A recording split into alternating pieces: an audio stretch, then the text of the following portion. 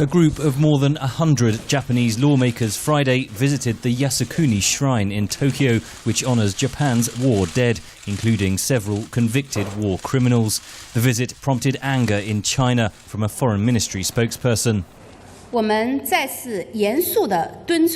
Once again, we solemnly urge Japan to abide by its commitment and promise to deeply examine history and take real measures to win the trust of Asian neighbors and the international community.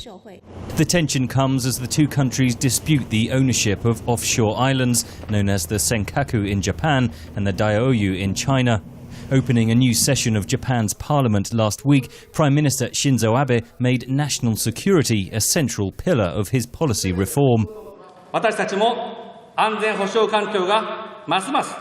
We must not look away from the reality of an increasingly severe security situation in the region. I will proceed with a realistic security policy and diplomacy. Japan has developed what it terms self-defense forces, but relies on its alliance with the United States for its overall security.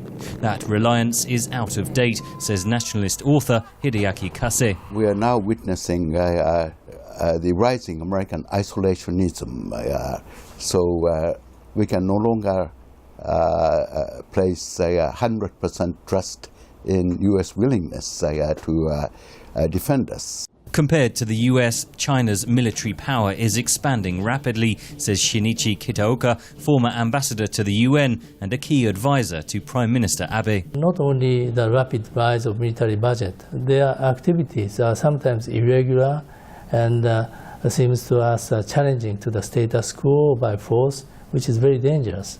Japanese warships are currently deployed in anti-piracy operations off Somalia. Should Allied warships come under attack, Japan's constitution forbids its forces from coming to their aid.